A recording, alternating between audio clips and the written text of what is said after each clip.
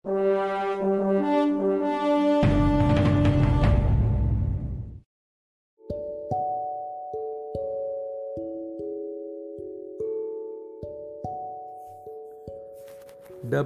মেডিসির সৌম্য স্যারের পডকাস্টে আপনাকে স্বাগত। ভারতের ইতিহাস, জীবন মুখোপাধ্যায় পাঠ করেছেন শ্রী অতনু প্রজ্ঞান।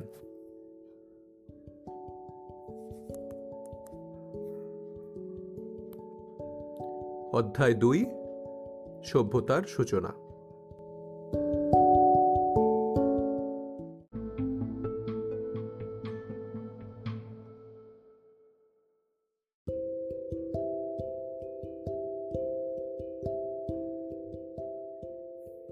প্রাগৈতিহাসিক সভ্যতা।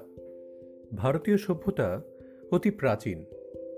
খ্রিস্টের জন্মের 5 লক্ষ বছর আগেই ভারতে মানুষের বসবাস শুরু হয় এবং সভ্যতার উন্মেষ হতে শুরু করে। এই যুগের কোনো লিখিত বিবরণ পাওয়া যায় না। মানুষের ব্যবহার করা যন্ত্রপাতি ও দ্রব্যাদির উপর ভিত্তি করে এ সময়ের ইতিহাস লেখা হয়। তাই এই যুগকে প্রাগৈতিহাসিক যুগ বলা হয়। মানুষ এই যুগে পাথরের হাতিয়ার ও যন্ত্রপাতি ব্যবহার করত। তাই এ যুগ প্রস্তর যুগ নামেও পরিচিত। পাথরের হাতিয়ার ও তার আকৃতি দেখে পণ্ডিতেরা প্রস্তর যুগকে 3 ভাগে বিভক্ত করেছেন। এই ভাগগুলি হল প্রাচীন প্রস্তর যুগ, মধ্যপ্রস্তর যুগ ও নব্যপ্রস্তর যুগ। প্রাচীন প্রস্তর যুগ। এই যুগের মানুষ পাথরের যেসব হাতিয়ার ব্যবহার করত তার আয়তন ছিল বিরাট এবং তাতে কোনো সৌন্দর্য ও মসৃণতা ছিল না। তারা একই হাতিয়ার দিয়ে মাংস কাটা, কাঠ কাটা ও শিকারের কাজ চালাত। এগুলিকে হাত কুঠার বলা হতো। ভারতের 2টি অঞ্চলে এই যুগের প্রচুর নিদর্শন পাওয়া গেছে।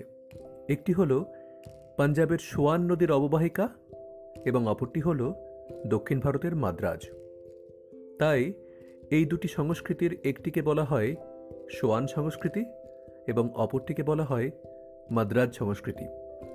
2টি সংস্কৃতির সময়কাল ও বৈশিষ্ট্য এবং তাদের উপস্থিত তল হল নদী উপকূল। এই যুগে মানুষ কৃষিকার্য বা আগুন জ্বালাতে জানত না। তাদের কোনো স্থায়ী বাসস্থানও ছিল না।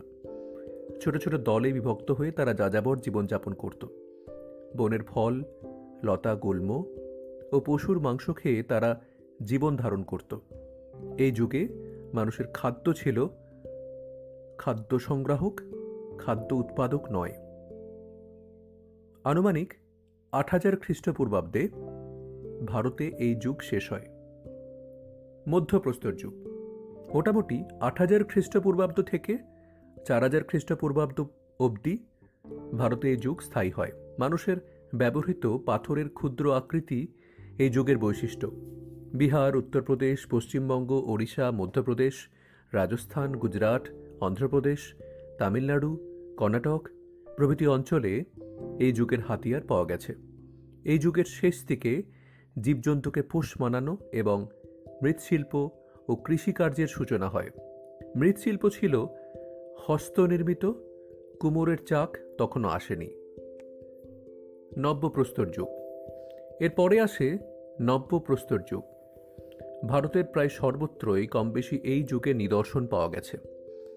ভারতের বিভিন্ন অঞ্চলে এই যুগের সূচনা বিভিন্ন সময়।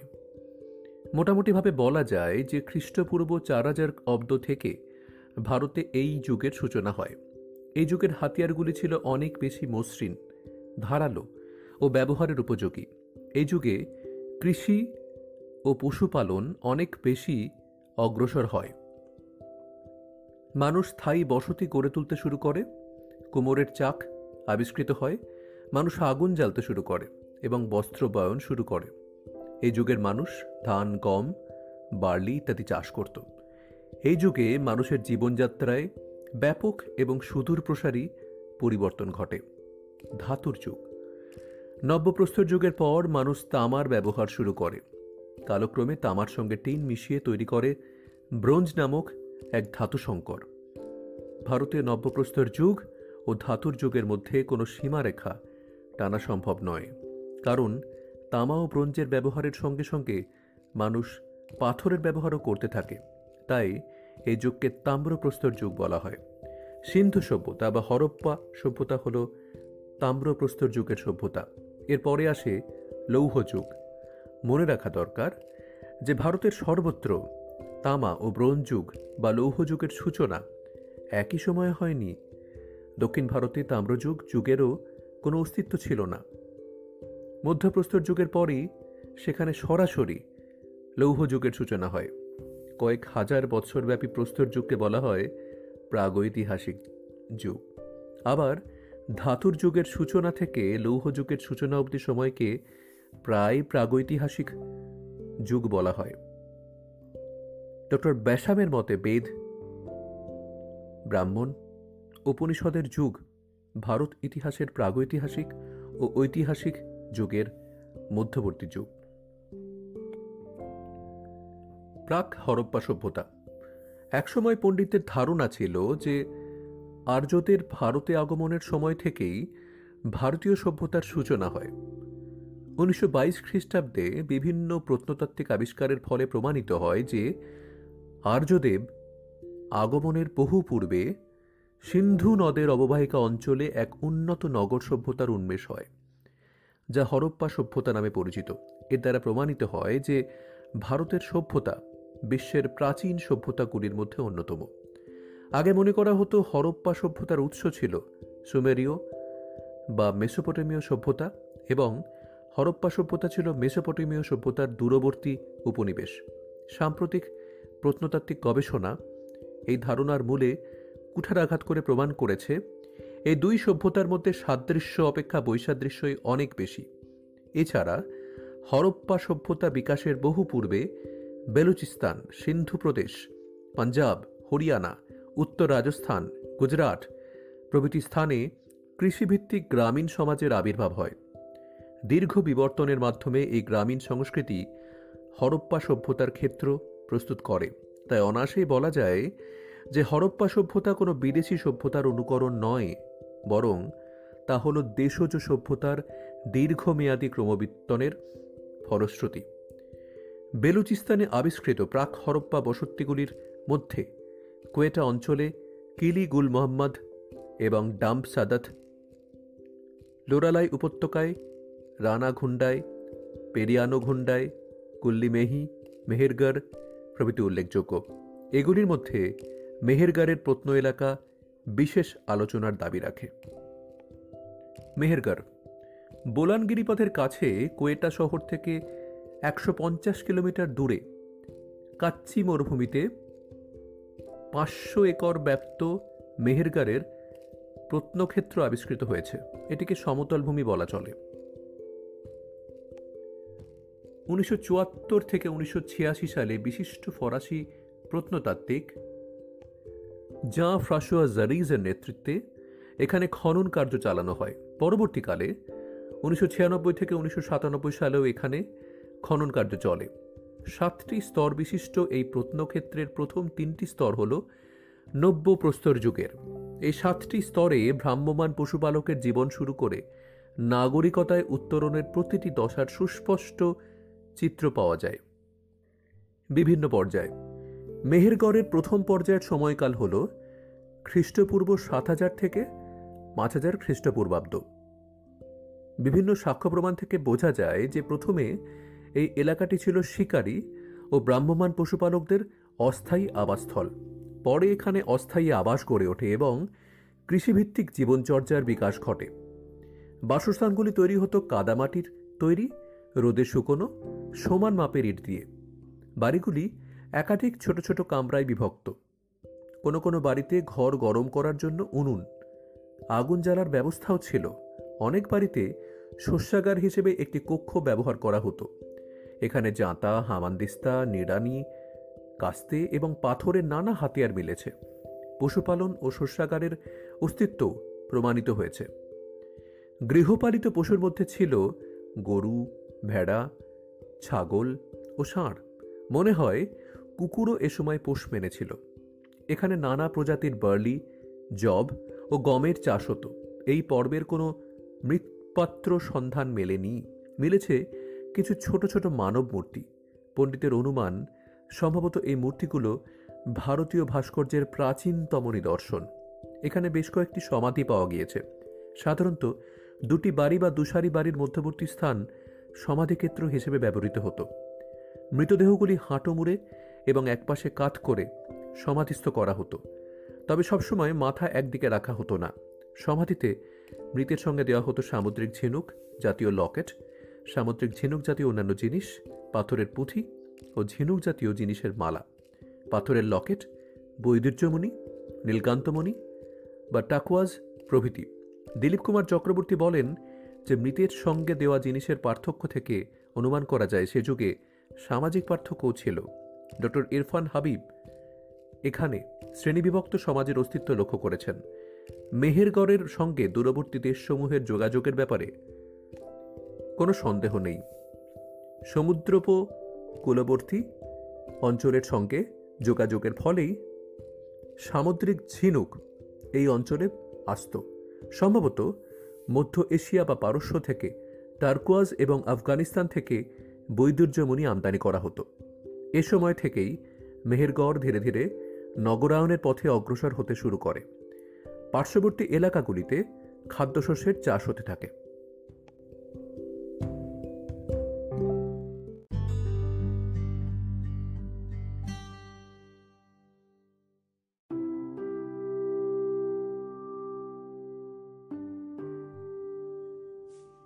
প্রাগৈতিহাসিক সভ্যতা।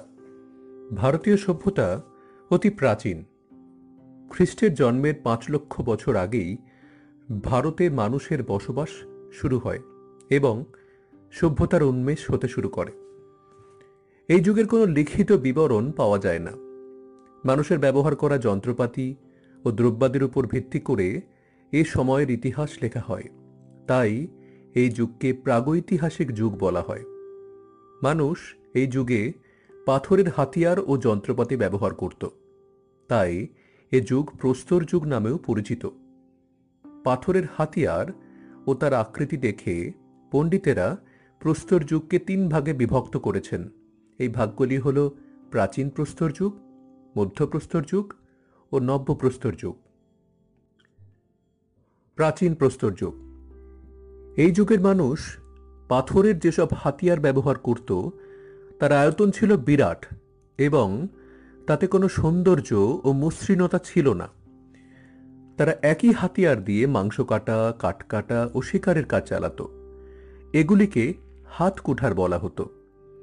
ভারতের 2টি অঞ্চলে এই যুগের প্রচুর নিদর্শন পাওয়া গেছে। একটি হল পাঞ্জাবের সোয়ান নদীর অববাহিকা এবং অপরটি হল দক্ষিণ ভারতের মাদ্রাজ। তাই এই 2টি সংস্কৃতির একটিকে বলা হয় সোয়ান সংস্কৃতি এবং অপরটিকে বলা হয় মাদ্রাজ সংস্কৃতি। এই যুগে মানুষ কৃষিকার্য বা আগুন জ্বালাতে জানত না। তাদের কোনো স্থায়ী বাসস্থানও ছিল না। ছোট ছোট দলে বিভক্ত হয়ে তারা যাযাবর জীবনযাপন করত। বনের ফল, লতা, গুল্ম ও পশুর মাংস খেয়ে তারা জীবন ধারণ করত। আনুমানিক 8000 খ্রিস্টপূর্বাব্দে ভারতে এই যুগ শেষ হয়। মধ্যপ্রস্তর যুগ। মোটামুটি 8000 খ্রিস্টপূর্বাব্দ থেকে 4000 খ্রিস্টপূর্বাব্দ অবধি ভারতে এই যুগ স্থায়ী হয়। মানুষের ব্যবহৃত পাথরের ক্ষুদ্র আকৃতি এই যুগের বৈশিষ্ট্য। বিহার, উত্তরপ্রদেশ, পশ্চিমবঙ্গ, ওড়িশা, মধ্যপ্রদেশ, রাজস্থান, গুজরাট, অন্ধ্রপ্রদেশ, তামিলনাড়ু, কর্ণাটক প্রভৃতি অঞ্চলে এই যুগের হাতিয়ার পাওয়া গেছে। এই যুগের শেষ দিকে জীবজন্তুকে পোষ মানানো এবং মৃৎশিল্প ও কৃষিকার্যের সূচনা হয়। মৃৎশিল্প ছিল হস্তনির্মিত, কুমোরের চাক তখনও আসেনি। নব্যপ্রস্তর যুগ। এরপরে আসে নব্যপ্রস্তর যুগ। ভারতের প্রায় সর্বত্রই কমবেশি এই যুগে নিদর্শন পাওয়া গেছে। ভারতের বিভিন্ন অঞ্চলে এই যুগের সূচনা বিভিন্ন সময়ে। মোটামুটিভাবে বলা যায় যে খ্রিস্টপূর্ব 4000 অব্দ থেকে ভারতে এই যুগের সূচনা হয়। এই যুগের হাতিয়ারগুলি ছিল অনেক বেশি মসৃণ, ধারালো ও ব্যবহারের উপযোগী। এই যুগে কৃষি ও পশুপালন অনেক বেশি অগ্রসর হয়।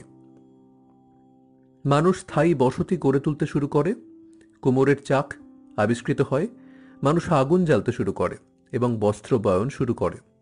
এই যুগের মানুষ ধান, গম, বার্লি ইত্যাদি চাষ করত। এই যুগে মানুষের জীবনযাত্রায় ব্যাপক এবং সুদূর প্রসারী পরিবর্তন ঘটে। ধাতুর যুগ। নব্যপ্রস্তর যুগের পর মানুষ তামার ব্যবহার শুরু করে। কালক্রমে তামার সঙ্গে টিন মিশিয়ে তৈরি করে ব্রোঞ্জ নামক এক ধাতু সংকর। ভারতীয় নব্যপ্রস্তর যুগ ও ধাতুর যুগের মধ্যে কোনো সীমারেখা টানা সম্ভব নয়, কারণ তামা ও ব্রোঞ্জের ব্যবহারের সঙ্গে সঙ্গে মানুষ পাথরের ব্যবহারও করতে থাকে। তাই এই যুগকে তাম্রপ্রস্তর যুগ বলা হয়। সিন্ধু সভ্যতা বা হরপ্পা সভ্যতা হল তাম্রপ্রস্তর যুগের সভ্যতা। এরপরে আসে লৌহ যুগ। মনে রাখা দরকার যে ভারতের সর্বত্র তামা ও ব্রোঞ্জ যুগ বা লৌহ যুগের সূচনা একই সময়ে হয়নি। ডক্টর ব্যাসামের মতে বেদ, ব্রাহ্মণ, উপনিষদের যুগ ভারত ইতিহাসের প্রাগৈতিহাসিক ও ঐতিহাসিক যুগের মধ্যবর্তী যুগ। প্রাক হরপ্পা সভ্যতা।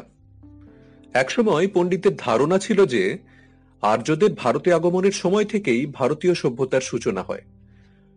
1922 খ্রিস্টাব্দে বিভিন্ন প্রত্নতাত্ত্বিক আবিষ্কারের ফলে প্রমাণিত হয় যে আর্যদের আগমনের বহু পূর্বেই সিন্ধু নদের অববাহিকা অঞ্চলে এক উন্নত নগর সভ্যতার উন্মেষ হয়, যা হরপ্পা সভ্যতা নামে পরিচিত।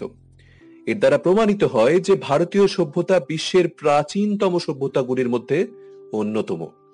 আগে মনে করা হতো যে হরপ্পা সভ্যতার উৎস ছিল সুমেরীয় বা মেসোপটেমিয়া সভ্যতা এবং হরপ্পা সভ্যতা ছিল মেসোপটেমিয়া সভ্যতার দূরবর্তী উপনিবেশ। সাম্প্রতিক প্রত্নতাত্ত্বিক গবেষণা এই ধরনের মূলে কুঠারাঘাত করে প্রমাণ করেছে যে এই দুই সভ্যতার মধ্যে সাদৃশ্য অপেক্ষা বৈসাদৃশ্যই বেশি। এছাড়া হরপ্পা সভ্যতা বিকাশের বহু পূর্বে বেলুচিস্তান, সিন্ধু প্রদেশ, পাঞ্জাব, হরিয়ানা, উত্তর রাজস্থান, গুজরাট এবং তা হল দেশজ সংস্কৃতি দীর্ঘমেয়াদী ক্রমবিবর্তনের ফলশ্রুতি। বেলুচিস্তানে আবিষ্কৃত প্রাক হরপ্পা বসতিগুলির মধ্যে কোয়েটা অঞ্চলে কিলি গুল মোহাম্মদ ও ডাম সাদাত, লোরালাই উপত্যকার রানা ঘুন্ডাই, পেরিয়ানো ঘুন্ডাই, কুল্লি মেহি, মেহেরগড় প্রভৃতি উল্লেখযোগ্য। এগুলির মধ্যে মেহেরগড়ের প্রত্ন এলাকা বিশেষ আলোচনার দাবি রাখে। মেহেরগড় বোলান গিরিপথের কাছে এবং কোয়েটা শহর থেকে 150 কিলোমিটার দূরত্বে কচ্চি সমভূমিতে 500 একর ব্যাপ্ত মেহেরগড়ের প্রত্নক্ষেত্র আবিষ্কৃত হয়েছে। 1974 থেকে 1986 সালে বিশিষ্ট ফরাসি প্রত্নতাত্ত্বিক জাঁ ফ্রাঁসোয়া জারিজের নেতৃত্বে এখানে খনন কার্য চালানো হয়। পরবর্তীকালে 1996-1997 সালেও এখানে খনন। মেহেরগড়ের প্রথম পর্যায়ের সমকাল হল খ্রিস্টপূর্ব 7000 থেকে 5000 খ্রিস্টপূর্বাব্দ। রেডিও কার্বন 14 পদ্ধতিতে পরীক্ষিত। ক বিভিন্ন সাক্ষ্য প্রমাণ থেকে বোঝা যায় প্রথমে এই এলাকাটি ছিল শিকারী ও ভ্রাম্যমাণ পশুপালকদের অস্থায়ী আবাসস্থল। পরে এখানে অস্থায়ী আবাস গড়ে ওঠে এবং কৃষিভিত্তিক জীবনচর্যার বিকাশ ঘটে। খ বাসস্থানগুলি তৈরি হতো কাদামাটির তৈরি, রোদে শুকনো সমান মাপের ইট দিয়ে। বাড়িগুলি একাধিক ছোট ছোট কামরায় বিভক্ত ছিল। কোনো কোনো বাড়িতে ঘর গরম করার জন্য উনুন বা আগুন জ্বালার ব্যবস্থা ছিল। অনেক বাড়িতেই শস্যাগার হিসেবে একটি কক্ষ ব্যবহার করা হতো। গ এখানে জাঁতা, হামানদিস্তা, নিড়ানি, কাস্তে এবং পাথরের নানা হাতিয়ার মিলেছে। পশুপালন ও শস্যাগারের অস্তিত্ব প্রমাণিত হয়েছে। ঘ গৃহপালিত পশুর মধ্যে ছিল গরু, ভেড়া, ছাগল ও ষাঁড়। মনে করা হয় কুকুরও এ সময় পোষ মেনেছিল। উঙ এখানে নানা প্রজাতির বার্লি, যব ও গমের চাষ হতো। চ এই পর্বের কোনো মৃৎপাত্র মেলেনি, মিলেছে কিছু ছোট ছোট মানব মূর্তি। পণ্ডিতের অনুমান সম্ভবত এই মূর্তিগুলি ভারতীয় ভাস্কর্যের প্রাচীনতম নিদর্শন। এখানে বেশ কয়েকটি সমাধি পাওয়া গেছে। সাধারণত দুটি বাড়ি বা দুসারি বাড়ির মধ্যবর্তী স্থান সমাধিক্ষেত্র হিসেবে ব্যবহৃত হতো। মৃতদেহগুলি হাঁটু মুড়ে এবং একপাশে কাত করে সমাধিস্থ করা হতো, তবে সবসময় মাথা একদিকে রাখা হতো না। সমাধিতে মৃতের সঙ্গে দেওয়া হতো সামুদ্রিক ঝিনুক জাতীয় লকেট, সামুদ্রিক ঝিনুক জাতীয় অন্যান্য জিনিস, পাথরের পুঁথি ও ঝিনুক জাতীয় জিনিসের মালা, পাথরের লকেট, বৈদুর্যমণি, নীলকান্তমণি বা টাকোয়াজ প্রভৃতি। দিলীপ কুমার চক্রবর্তী বলেন যে মৃতের সঙ্গে দেওয়া জিনিসের পার্থক্য থেকে অনুমান করা যায় সে যুগে সামাজিক পার্থক্য ছিল। ডক্টর ইরফান হাবিব এখানে শ্রেণীবিভক্ত সমাজের অস্তিত্ব লক্ষ্য করেছেন। মেহেরগড়ের সঙ্গে দূরবর্তী দেশসমূহের যোগাযোগের ব্যাপারে কোনো সন্দেহ নেই। সমুদ্রোপকূলবর্তী অঞ্চলের সঙ্গে যোগাযোগের ফলেই সামুদ্রিক ঝিনুক এই অঞ্চলে আসত। সম্ভবত মধ্য এশিয়া বা পারস্য থেকে টার্কোয়াজ এবং আফগানিস্তান থেকে বৈদুর্যমণি আমদানি করা হতো। এ সময় থেকে মেহেরগড় ধীরে ধীরে নগরায়নের পথে অগ্রসর হতে শুরু করে। পার্শ্ববর্তী এলাকাগুলিতে ধীরে ধীরে খাদ্যশস্যের চাষ হতে থাকে। 2. মেহেরগড় সংস্কৃতির দ্বিতীয় পর্বের সময়সীমা হল খ্রিস্টপূর্ব 5000 থেকে 4000 খ্রিস্টপূর্বাব্দ। এই পর্বে আগেকার আমলের ধারাবাহিকতার সঙ্গে সঙ্গে বেশ কিছু পরিবর্তন ও নতুনত্ব নজরে আসে। এই পর্বে প্রচুর পোড়া তুলো বীজ পাওয়া গেছে। এ থেকে সিদ্ধান্তে আসা যায় যে মানুষ এই পর্বে কার্পাস চাষ করত। এর দ্বারা প্রমাণিত হয় যে হরপ্পা সভ্যতার 2000 বছর আগে এখানে তুলোর চাষ শুরু হয়। এখানে প্রাপ্ত বিভিন্ন ধরনের কৃষিজ পণ্যাদি যথা গম, বার্লি, তুলোর চাষ জলের উপর মানুষের নিয়ন্ত্রণ প্রমাণ করে। প্রমাণিত হয় যে তারা মোটামুটি একটা সেচ ব্যবস্থা গড়ে তুলেছিল। কৃষির প্রয়োজনে পশুপালন অনিবার্য হয়ে ওঠে। গৃহপালিত পশুর মধ্যে গরু, ভেড়া ও ছাগলের অস্তিত্ব প্রমাণিত হয়। মাটির পাত্রে ব্যবহার ব্যাপকতর হয়। প্রথমে এগুলি হাতে তৈরি হতো। এই পর্বের একেবারে শেষ দিকে খ্রিস্টপূর্ব 4000 অব্দ নাগাদ সুমের থেকে এলো কুমোরের চাক। এর ফলে মৃৎশিল্পে যুগান্তর এলো। কম সময়ে ও কম খরচে বেশি মৃৎপাত্র তৈরি হতে লাগলো। এই মৃৎপাত্র নির্মাণে নানা ধরনের বৈচিত্র্য আসে এবং নানা রঙের ব্যবহার হতে থাকে। পোড়ামাটির নারীমূর্তি ও শিলমোহর তৈরি হতে থাকে। এগুলি হরপ্পা সভ্যতায় প্রাপ্ত নারীমূর্তি এবং শিলমোহরের পূর্ব নিদর্শন। শস্যক্ষেত্রে জল সেচের জন্য খাল কাটার প্রমাণ পাওয়া যায়। মেহেরগড়ে নগরায়নের সূচনা হয়েছিল অনেক আগেই। এই পর্বে তার বিকাশ নজরে আসে। মানুষের জীবনযাত্রা, রুচির বিকাশ, রাস্তাঘাটের উন্নতিতে তার ছাপ স্পষ্ট হয়। খ্রিস্টপূর্ব 3য় শতাব্দের সহস্রাব্দের মাঝামাঝি সময়ে মেহেরগড় সভ্যতা প্রাচীনতম সভ্যতা, কিন্তু মেহেরগড় আবিষ্কার প্রমাণ করেছে যে সিন্ধু পূর্ব ভারতে এক উন্নত সভ্যতার বিকাশ ঘটেছিল। 2. এতদিন অনেকেই মনে করতেন যে হরপ্পা মহেঞ্জোদারো ছিল মেসোপটেমিয়ার দূরবর্তী উপনিবেশ। এখন সে ধারণা পরিবর্তিত হয়েছে এবং আজ দৃঢ়তার সঙ্গে বলা যায় সিন্ধু সভ্যতার স্রষ্টারা বহিরাগত নয়, তারা ভারতেরই মানুষ। হরপ্পা মহেঞ্জোদারো উন্নত নগর সভ্যতা কোনো আকস্মিক ঘটনা নয়। মেহেরগড় ও সন্নিহিত অঞ্চলে মানব 20 শতকের সূচনায় সিন্ধু নদের অববাহিকায় খনন কার্য চালিয়ে আর্যপূর্বের এক উন্নত সভ্যতা আবিষ্কৃত হয়েছে। এর ফলে প্রমাণিত হয়েছে যে খ্রিস্টপূর্বের প্রায় 3000 বছর আগে ভারতে এক উন্নত নগর সভ্যতার উন্মেষ হয়েছিল এবং এই সভ্যতা মিশর, সুমের, ব্যাবিলন ও আক্কাদের সভ্যতার সমসাময়িক। 1921 খ্রিস্টাব্দে দয়ারাম সাহানি পাঞ্জাবের মন্টগোমারি জেলায় ইরাবতী বা রাভি নদীর তীরে এক উন্নত নগরের সন্ধান পান। ঠিক এই একই সময়ে 1922 খ্রিস্টাব্দে বিশিষ্ট বাঙালি প্রত্নতত্ত্ববিদ রাখাল দাস বন্দ্যোপাধ্যায় সিন্ধু নদের পশ্চিম তীরে সিন্ধু প্রদেশের লারকানা জেলায় মহেঞ্জোদারো সিন্ধি শব্দ মৃতের স্তূপ নামক স্থানে এক উন্নত সভ্যতা আবিষ্কার করেন। এই আবিষ্কারের সঙ্গে sir John Marshall, sir Mortimer Wheeler, Mackay, Piggott, Frankfort, Rakhal Das Bandyopadhyay, Dayaram Sahni, Nanigopal Majumdar প্রমুখ প্রত্নতত্ত্ববিদদের নাম জড়িয়ে আছে। সিন্ধু নদের ছাড়া হরপ্পায় প্রাপ্ত নিদর্শনগুলি মহেঞ্জোদারো অপেক্ষা অনেক বেশি প্রাচীন ও গুরুত্বপূর্ণ। তাই হরপ্পা সভ্যতা বা হরপ্পা সংস্কৃতি নামটি যুক্তিযুক্ত। হরপ্পা সভ্যতার প্রাচীনত্ব সম্পর্কে সন্দেহের কোনো অবকাশ নেই। জন মার্শালের মতে এই সভ্যতা ছিল সর্বপ্রাচীন সভ্যতা। ঐতিহাসিক উইল ডুরান্টের মতে এই সভ্যতা মিশরীয় সভ্যতা অপেক্ষাও প্রাচীন। এই সভ্যতার প্রাচীনত্ব বা কালসীমা নির্ধারণ করা খুব দুরূহ এবং এ নিয়ে পণ্ডিতদের মধ্যে মতভেদের অন্ত নেই। এছাড়া নিত্য নতুন বিচার পদ্ধতি ও তথ্যাদি আবিষ্কারের ফলে হরপ্পা সভ্যতার কালসীমার ধারণা করা নিয়ত পরিবর্তনশীল। স্যার জন মার্শালের মতে খ্রিস্টপূর্ব 3250 থেকে 3250 থেকে 2750 অব্দের এই সভ্যতার সূচনা, বিস্তার ও অবলুপ্তি ঘটে। বর্তমানে রেডিও কার্বন 14 পরীক্ষার মাধ্যমে হরপ্পা সভ্যতার কালসীমা খ্রিস্টপূর্ব 2300 থেকে খ্রিস্টপূর্ব 1750 মধ্যে স্থিরীকৃত হয়েছে। অতি সম্প্রতি ডেন্ড্রো ক্রোলেনজি নামক পরীক্ষার পদ্ধতির মাধ্যমে এক কালসীমা দুদিকেই পিছিয়ে দেওয়ার প্রবণতা দেখা দিয়েছে। যাই হোক, আপাতত আমরা হরপ্পা সভ্যতার কালসীমা হিসেবে খ্রিস্টপূর্ব 3000 থেকে খ্রিস্টপূর্ব 13,000 সব অব্দকেই মেনে নিয়েছি। হরপ্পা সভ্যতার স্রষ্টা কারা এ নিয়ে পণ্ডিতদের মধ্যে প্রবল মতপার্থক্য রয়েছে। সিন্ধু সভ্যতায় যেসব নরকঙ্কাল পাওয়া গেছে সেগুলির নৃতাত্ত্বিক পরীক্ষা করে পণ্ডিতরা মোটামুটি 4টি জনগোষ্ঠীর মানুষের সন্ধান পেয়েছেন। সেগুলি হলো প্রোটো অস্ট্রালয়েড, ভূমধ্যসাগরীয়, অ্যালপাইন এবং মঙ্গোলীয়। এই নরকঙ্কালগুলির সংখ্যায় এত অল্প যে এর দ্বারা কোনো সিদ্ধান্তে উপনীত হওয়া সম্ভব নয়। 2, এছাড়া পণ্ডিতরা আরও কিছু কিছু পরীক্ষা চালিয়েছেন। অনেকের মত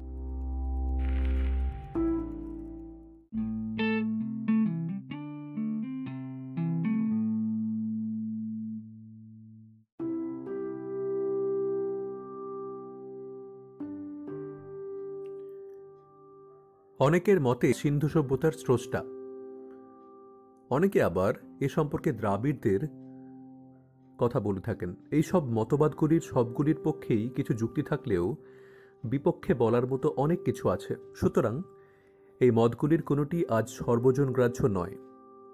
সিন্ধুলিপির পাঠোদ্ধার না হওয়া পর্যন্ত কোনো স্থির পৌঁছানো সম্ভব নয়। তবে অধ্যাপক ব্যাসাম ও KM পানিক্কার মনে করেন যে এই সভ্যতা ছিল সম্পূর্ণ দেশজ ও তা ভারতীয়দেরই সৃষ্টি। হরপ্পা সভ্যতার বৈশিষ্ট্য: 1. সমসাময়িক যুগে মিশর বা মেসোপটেমিয়াতে যে সভ্যতার উন্মেষ হয়েছিল, প্যাপিরাস, পোড়ামাটি ও পাথরের বুকে তার লিখিত বিবরণ পাওয়া যায়। পণ্ডিতরা সেগুলি পাঠ করে তার ইতিহাস রচনা করেছেন। কিন্তু সিন্ধু উপত্যকার শিলমোহর ও বিভিন্ন পাত্রের গায়ে বেশ কিছু লিপি খোদাই করা আছে, যা থেকে সিন্ধু উপত্যকা সম্পর্কে বেশ কিছু ধারণা করার চেষ্টা করেছেন পণ্ডিতেরা। সেগুলির পাঠোদ্ধার করা সম্ভব হয়নি এখনো। পণ্ডিতেরা তাই বিভিন্ন প্রত্নতাত্ত্বিক নিদর্শন, যথা ঘরবাড়ির ধ্বংসাবশেষ, বাসনপত্র, অস্ত্রশস্ত্র এবং মানুষ ও পশুপক্ষী ও দেবদেবীর মূর্তির উপর ভিত্তি করে হরপ্পা সভ্যতার বিবরণ লিপিবদ্ধ করেন। এই কারণে এই সভ্যতাকে প্রাগৈতিহাসিক সভ্যতা বলা হয়। 2. এই যুগে মানুষ লোহার ব্যবহার জানত না। এ সময় পাথরের ব্যবহার কমে আসতে থাকে এবং ব্রোঞ্জ ও তামার ব্যবহার বৃদ্ধি পায়। পাথরের হাতিয়ার ও সরঞ্জামের পাশাপাশি ব্রোঞ্জ ও তামার ব্যবহার চলতে থাকে। তাই এই সভ্যতা হল তাম্রপ্রস্তর যুগের সভ্যতা। 3. সুমের, আক্কাদ, ব্যাবিলন ও মিশর প্রভৃতি প্রাচীনতম বিশ্বের সভ্যতাগুলির মতো হরপ্পা সভ্যতা ছিল নদীমাতৃক সভ্যতা। 4. সিন্ধু নদকে কেন্দ্র করে সিন্ধু সভ্যতা বা হরপ্পা সভ্যতা গড়ে ওঠে। কেবলমাত্র সিন্ধু উপত্যকায় নয়, সিন্ধু তট অতিক্রম করে পাঞ্জাব, বেলুচিস্তান, রাজপুতানা, গুজরাট, সৌরাষ্ট্র এবং নর্মদা উপত্যকার এক বিস্তীর্ণ স্থানে এই সভ্যতা বিস্তৃত হয়েছিল। উত্তরে জম্মু থেকে দক্ষিণে নর্মদা উপত্যকা, পশ্চিমে বেলুচিস্তানের মাকরান মরুপকুল থেকে উত্তর পূর্বে মিরাট পর্যন্ত এর ব্যাপ্তি ছিল। পুরো এলাকাটি ছিল একটি ত্রিভুজের মতো এবং এর আয়তন হল প্রায় 12,50,000 বর্গ কিলোমিটার। আয়তনের দিক থেকে এলাকাটি প্রাচীন মিশরের চেয়ে 20 গুণ এবং যুগ্মভাবে মিশর ও মেসোপটেমিয়ার চেয়ে 12 গুণ বড়। এটি হল বিশ্বের প্রাচীনতম সভ্যতা এবং বৃহত্তমও বটে। বর্তমানে হরপ্পা সভ্যতার প্রায় 1400টি কেন্দ্র আবিষ্কৃত হয়েছে এবং এগুলির মধ্যে বেশ কয়েকটি কেন্দ্র শহর নামের অধিকারী। নগর কেন্দ্রগুলির মধ্যে সর্বাপেক্ষা উল্লেখযোগ্য হল হরপ্পা ও মহেঞ্জোদড়ো। এই নগরী দুটির মধ্যে দূরত্ব প্রায় 483 কিলোমিটার। এছাড়া চানহুদারো, কোটদিজি, রূপার, আলমগীরপুর, লোথাল, রংপুর, রোজদি, সুরকোটরা, কালিরবঙ্গান, বনওয়ালি প্রভৃতি স্থানে উন্নত জীবন নগরের নিদর্শন আবিষ্কৃত হয়েছে। এই সভ্যতার নগরীগুলির অবস্থানগত দূরত্ব যথেষ্ট, কিন্তু এ সত্ত্বেও নগরীগুলির পরিকল্পনা, গঠনরীতি ও জীবনযাত্রার উপকরণে যথেষ্ট মিল আছে। সুতরাং একটি নগর সম্পর্কে আলোচনা করলেই অন্যান্য নগর সম্পর্কে মোটামুটি একটি ধারণা করা যায়। এখানে মহেঞ্জোদারো শহরটি সম্পর্কে আলোচনা করা যেতে পারে। নগর পরিকল্পনা। মহেঞ্জোদারো শহরটি পশ্চিম দিকে প্রায় 40 ফুট উঁচু একটি বিশালায়তন ঢিপির উপরে একটি দুর্গ ছিল। এই দুর্গ অঞ্চলে কিছু ঘরবাড়িও আবিষ্কৃত হয়েছে। মনে হয় সেগুলি শাসকদের বাসস্থান ছিল। দুর্গ অঞ্চলেই সর্বসাধারণের ব্যবহার উপযোগী একটি বিরাট বাঁধানো স্নানাগার আবিষ্কৃত হয়েছে। তার আয়তন দৈর্ঘ্যে 180 ফুট এবং প্রস্থে 108 ফুট। এর চারিদিক ঘিরে 8 ফুট উঁচু ইটের দেওয়াল। কেন্দ্রস্থলে আছে একটি জলাশয়, যা 39 ফুট লম্বা, 23 ফুট চওড়া এবং 8 ফুট গভীর। জলাশয়ের নোংরা জল নিকাশ ও তাতে পরিষ্কার জল পূর্ণ করার ব্যবস্থা ছিল। ঋতুভেদে জল গরম বা ঠান্ডা করার ব্যবস্থাও ছিল। 3, এরই পাশে ছিল একটি কেন্দ্রীয় শস্যাগার। এর আয়তন ছিল প্রায় 9000 বর্গফুট। ডক্টর এল বেসাম এটিকে রাষ্ট্রীয় ব্যাংকের সঙ্গে তুলনা করেছেন। স্যার মর্টিমার হুইলার বলেন যে খ্রিস্টপূর্ব 5ম শতকের পূর্বে এই ধরনের বিশাল শস্যাগার পৃথিবীর মধ্যে আর কোথাও পাওয়া যায়নি। এই অঞ্চলের অন্যান্য বড় বড় বাড়ির ধ্বংসাবশেষকে পণ্ডিতরা সভাকক্ষ, শিক্ষা প্রতিষ্ঠান ও সমাধি এবং সমিতি গৃহ বলে চিহ্নিত করেছেন। দুর্গ অঞ্চলের এই উঁচু ঢিবির পূর্ব দিকে নিচু জমিতে মূল শহরটি গড়ে উঠেছে। নগরের উত্তর থেকে দক্ষিণ এবং পূর্ব থেকে পশ্চিম দিকে সমান্তরালভাবে কয়েকটি রাস্তা চলে গিয়েছে। রাস্তাগুলি 9 ফুট থেকে 30 ফুট পর্যন্ত চওড়া। এই রাস্তাগুলি থেকে বেরিয়ে আসছে অসংখ্য গলি। দুদিকের গলিগুলি নাগরিকদের ঘরবাড়ি। বাড়িগুলি পোড়া ইটের তৈরি এবং অনেক বাড়ি দোতলা বা 3 তলা। প্রত্যেক বাড়িতে প্রশস্ত উঠোন এবং স্নানাগার, কুয়ো ও রান্নার ব্যবস্থা, জলের ব্যবস্থা। অনেক বাড়িতে আবার শোকপেট ছিল। বাড়ির নোংরা জল নর্দমা দিয়ে এসে রাস্তার ঢাকা দেওয়া বাঁধানো নর্দমায় গড়িয়ে পড়ত। নর্দমাগুলি পরিষ্কারের জন্য ইট দিয়ে তৈরি ঢাকা ম্যানহোল এর ব্যবস্থা ছিল। ডক্টর এল এ বেসাম বলেন যে রোমান সভ্যতার পূর্বে অপর কোনো প্রাচীন সভ্যতায় এত পরিণত প্রণালী ব্যবস্থা ছিল না। প্রত্যেক বাড়ির সামনে বাঁধানো ডাস্টবিন ছিল।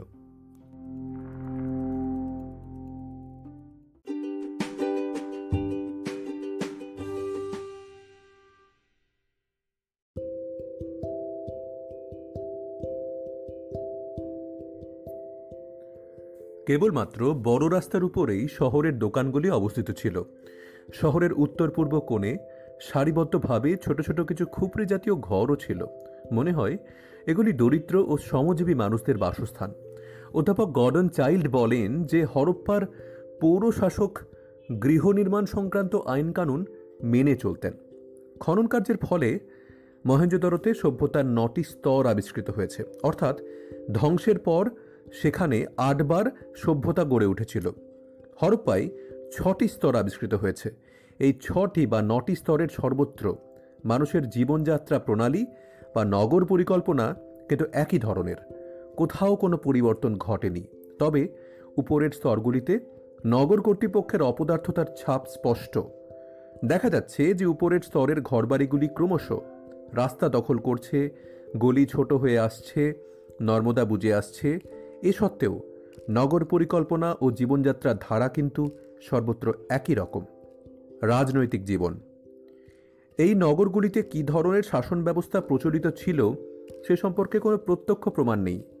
এ ব্যাপারে পণ্ডিতেরা নানা মতামত প্রকাশ করেছেন। 1, কোনো ইউরোপীয় পণ্ডিতের মতে হরপ্পার নগরদুর্গে একজন শাসক বা রাজা বাস করতেন। দুর্গ সংলগ্ন শস্যাগার তাঁর ধনসম্পদের পরিচয় দেয়। 2, ভারতীয় পণ্ডিত কোশাম্বের মতে এটি নিছক অনুমান মাত্র, এর সপক্ষে কোনো প্রমাণ নেই। তাঁর মতে রাজতন্ত্র বা প্রজাতন্ত্র যাই হোক না কেন, এখানে একটি কেন্দ্রীয় শক্তি ছিল, নতুবা এত উন্নত ও পরিকল্পনা নিয়ে নাগরিক সভ্যতার বিকাশ এখানে সম্ভব হতো না।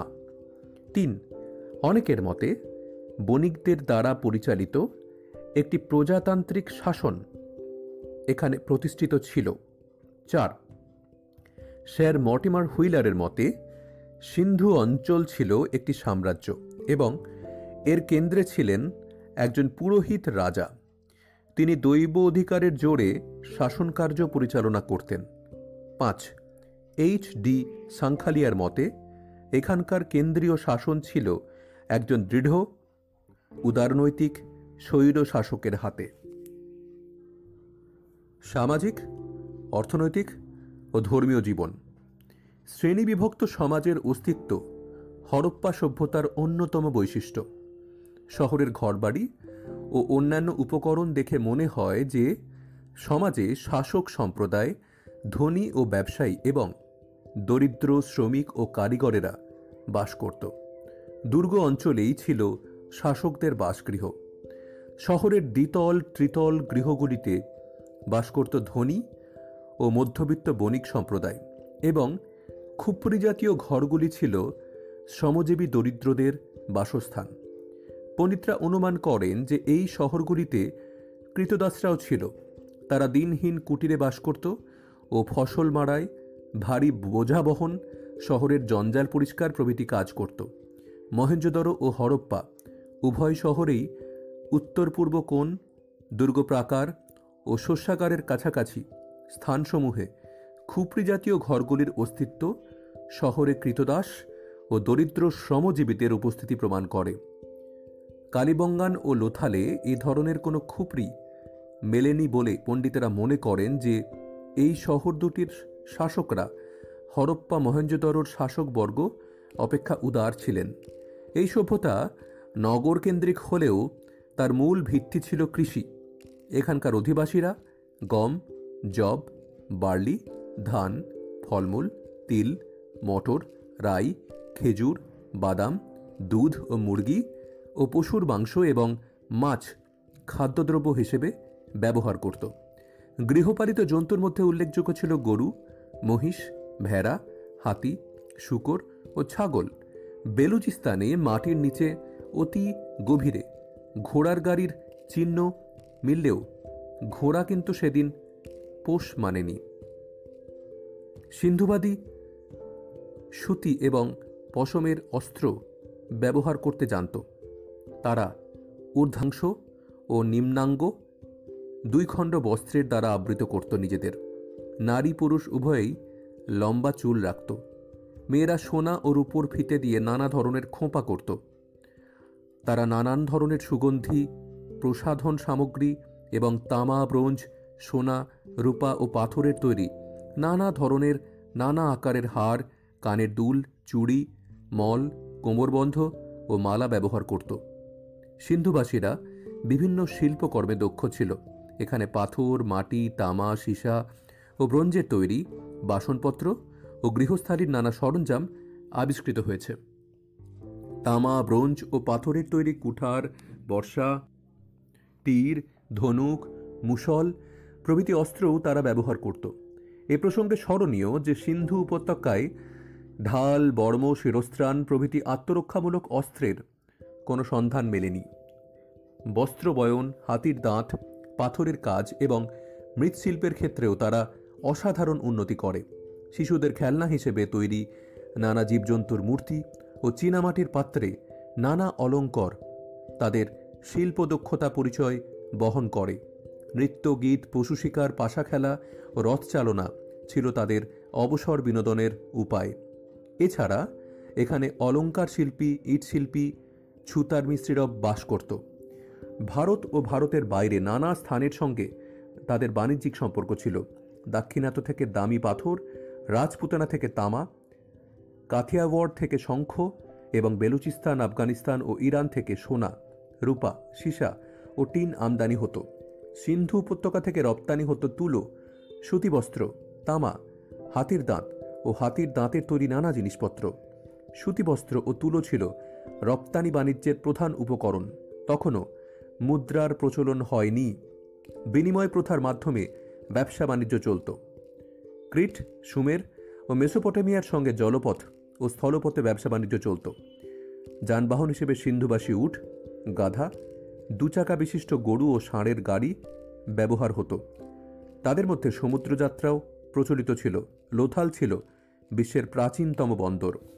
সিন্ধু উপত্যকায় পোড়ামাটি, তামা ও ব্রোঞ্জের তৈরি প্রচুর শিলমোহর আবিষ্কৃত হয়েছে। পণ্ডিতের অনুমান প্রধানত ব্যবসা বাণিজ্যের জন্যই ওইসব শিলমোহর তৈরি হয়েছিল। এইসব শিলমোহরে বিভিন্ন জীবজন্তু ও জলযানের চিহ্ন অঙ্কিত আছে। এ থেকে মনে হয় যে এইসব জীবজন্তু ও জলযানগুলি তাদের সুপরিচিত ছিল। আবার কিছু শিলমোহরে চিত্রলিপি উৎকীর্ণ আছে। এগুলি হল সিন্ধু লিপি বা হরপ্পা লিপি। সিন্ধু লিপির পক্ষে চিত্রলিপি স্তর অতিক্রম করা সম্ভব হয়নি। এইসব লিপি এখনও পাঠোদ্ধার করা সম্ভব হয়নি। তবে একথা ঠিক যে এই লিপি ডান দিক থেকে বাঁ দিকে পড়া হতো। হরপ্পা সভ্যতায় মন্দিরের অস্তিত্ব সম্পর্কে সন্দেহ আছে। কয়েকটি বড় বড় অট্টালিকাকে অনেকে মন্দির বলে মনে করে। সেগুলি মন্দির হলেও সেখানে বিগ্রহ প্রতিষ্ঠা করে পুজো রীতির প্রচলিত ছিল না। সিন্ধু উপত্যকায় প্রচুর অর্ধনগ্ন নারী মূর্তি মিলেছে। পণ্ডিতেরা এই মূর্তিগুলিকে মাতৃমূর্তি বা ভূমাতৃকা বলেছেন। একটি শিলে বাঘ, হাতি, গন্ডার, মুখ, মোষ ও হরিণ এই 5টি পশু দ্বারা পরিবৃত ও ত্রিমুখ বিশিষ্ট ধ্যানমগ্ন এক জ্যোতিমূর্তি দেখতে পাওয়া যায় সেই শিলে। মূর্তিটির মাথায় 2টি শিং আছে। অনেকেরই ধারণা এটি একটি শিব মূর্তি। অধ্যাপক ব্যাসাম এটিকে আদি শিব বলে অভিহিত করেছেন, কারণ শিবের বাহন ষাঁড়, কিন্তু এই মূর্তিতে ষাঁড় নেই।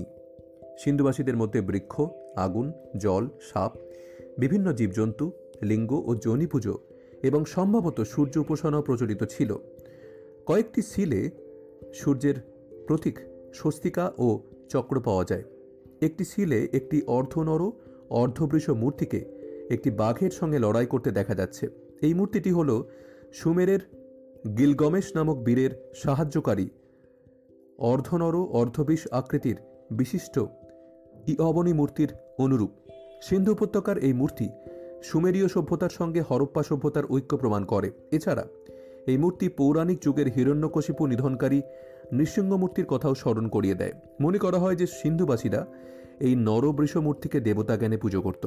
হরপ্পা সভ্যতার সঙ্গে পশ্চিম এশিয়ার মিশর ও সুমেরীয় সভ্যতার যে ঘনিষ্ঠ যোগাযোগ ছিল সে সম্পর্কে সন্দেহের অবকাশ নেই।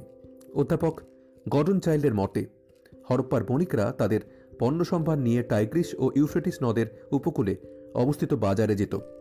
পশ্চিম এশিয়ার আব্বাদ নামক স্থানে ভারতীয় বণিকদের উপনিবেশের সন্ধান পাওয়া গিয়েছে।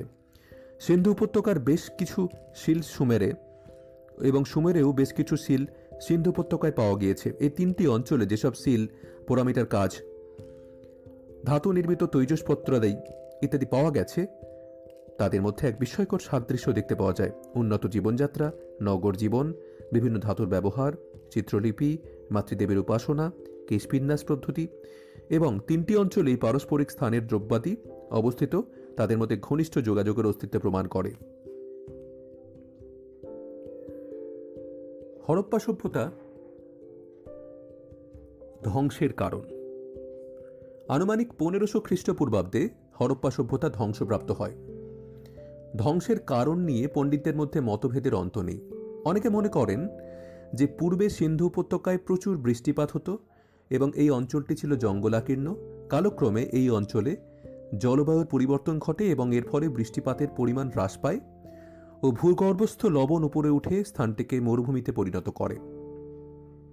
স্যার মর্টিমার হুইলার মনে করেন যে পোড়া ইটের প্রচুর ব্যবহার ও অন্যান্য কারণে এখানে ব্যাপকভাবে বৃক্ষছেদন শুরু হয় এবং অঞ্চলটি বনশূন্য হয়ে পড়ে। এর ফলে বৃষ্টিপাতের অভাবে এই অঞ্চলে কৃষিকার্য বিপর্যস্ত হয়ে যায় এবং জনসাধারণ স্থান ত্যাগে বাধ্য হয়। Doctor M.R. সাহানি ও অন্যান্য অনেকে বলেন যে বারংবার সিন্ধু নদে বন্যার ফলে সভ্যতাটি ধ্বংসপ্রাপ্ত হয়। মহেঞ্জোদারো নগরীটি যে একাধিকবার বন্যা কবলিত হয়েছিল এবং বন্যা প্রতিরোধের জন্য ব্যবস্থাও গ্রহণ করা হয়েছিল সে সম্পর্কে কোনো সন্দেহ নেই। এই সভ্যতাটি ধ্বংসের জন্য ভূমিকম্প, অগ্নিকাণ্ড, এমনকি সিন্ধু নদের গতিপথ পরিবর্তনকেও দায়ী করা হয়েছে। এই সভ্যতার পতনের জন্য অনেকে আবার নগর কর্তৃপক্ষের অপদার্থতা ও নাগরিক আদর্শের অবনতির কথা বলেন। মহেঞ্জোদারোর নিচের স্তরে নগর পরিকল্পনা ও রক্ষণাবেক্ষণ যত সুন্দর, পরের স্তরগুলিতে তা নয়। উপরের স্তরগুলিতে দেখা যাচ্ছে যে রাস্তা দখল করে বাড়ি তৈরি হচ্ছে, নর্দমা বুজে আসছে, গলির মধ্যে ইটের পাজা তৈরি হচ্ছে, কিন্তু এগুলির বিরুদ্ধে কোনো ব্যবস্থা গ্রহণ করা হচ্ছে না। এইভাবে ওই সভ্যতা ক্রমে ধ্বংসপ্রাপ্ত হয়। বলা হয় যে বিদেশি আর্যদের আক্রমণে এই সভ্যতা ধ্বংসপ্রাপ্ত হয়। মহেঞ্জোদারোতে প্রকাশ্য রাস্তায়, কুয়োর ধারে, বাড়ির মধ্যে পলায়নরত বহু মানুষের স্তূপীকৃত মৃতদেহ পাওয়া গেছে। এই মৃতদেহগুলি প্রকাশ্য স্থানে পড়ে আছে, কোনো সৎকার হয়নি এবং তাদের মাথার পেছনে ধারালো অস্ত্রের আঘাত। বলা হয় যে বিদেশিদের অতর্কিত আক্রমণের ফলে এই অবস্থা সৃষ্টি হয়েছে এবং দেবরাজ ইন্দ্রই এই সভ্যতার ধ্বংসকারী। ঋগ্বেদে তাকে পুরন্দর বা দুর্গ ধ্বংসকারী বলা হয়েছে। বলা বাহুল্য, সিন্ধু সভ্যতা ধ্বংসের কোনো কারণই ত্রুটিমুক্ত নয়।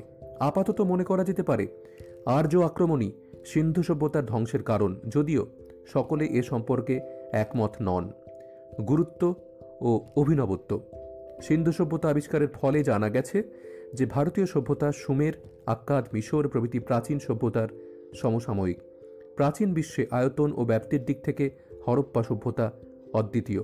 পোড়া ইট, ডাস্টবিন, শোকপিট প্রণালীর ব্যবহারে হরপ্পা সভ্যতা অতুলনীয়। ধানের চাষ ও মুরগি পালনের সূত্রপাত শুরু হয় সিন্ধু উপত্যকাতেই।